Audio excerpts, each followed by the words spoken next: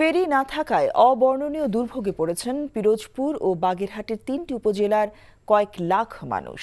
প্রতিনিয়ত ঝুঁকি নিয়ে পারাপার হচ্ছেন খরস্রোতা পানগুছি নদী। ঘটছে দুর্ঘটনাও।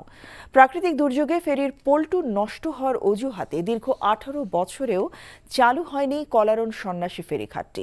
পিরোজপুর থেকে রশিদ আলমুনানের পাঠানো রিপোর্ট।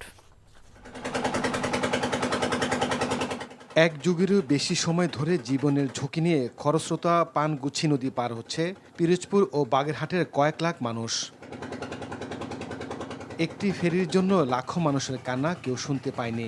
পিরোজপুরের ইন্দুরকানী উপজেলার পানগুছি নদীতে কলারণ সন্ন্যাসী ফেরিঘাটটি ভৌগোলিকভাবে ৩টি উপজেলার সংযোগস্থল হওয়ায় এই ঘাট ব্যবহার করে চলাচল করে ইন্দুরকানী, বাগেরহাটের মোড়লগঞ্জ ও শরণখোলা উপজেলার কয়েক লাখ মানুষ।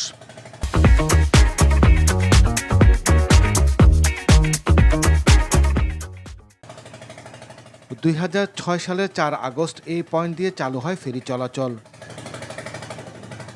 কিন্তু ঘূর্ণিঝড় সিডরের পর থেকে বন্ধ হয়ে যায় ফেরি চলাচল।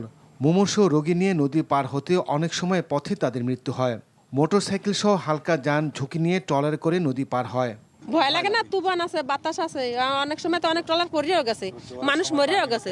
জোয়ারের সময় তো অনেক পানি থাকে একদম, সে সময় তো ভিজে ফিরে ওঠা লাগে, আবার ভিজে ফিরে নামা লাগে।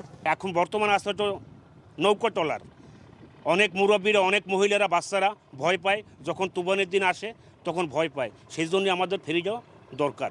খেওয়া পার হয়ে চণ্ডীপুর এসে এখানে ঢাকার গাড়ি ধরতে হয়। রান্দা, শরণখোলা, তাফালবাড়ি যেতে কষ্ট হয়।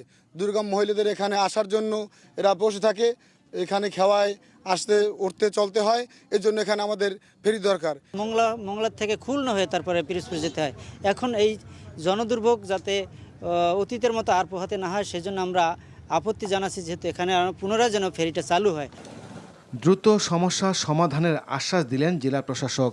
এই বিষয়টি আমার নজরে এসেছে, আমি এক্সিএন রোডস এর সাথে কথা বলেছি এবং জেলা প্রশাসক বাগেরহাটের সাথেও কথা বলেছি। আশা করি এই বিষয়ে একটি ইতিবাচক ফলাফল পাওয়া যাবে। লাখো মানুষের দুর্ভোগ লাঘবে দ্রুত ফেরি চলাচলের দাবি দুই জেলার বাসিন্দাদের। NTV news desk.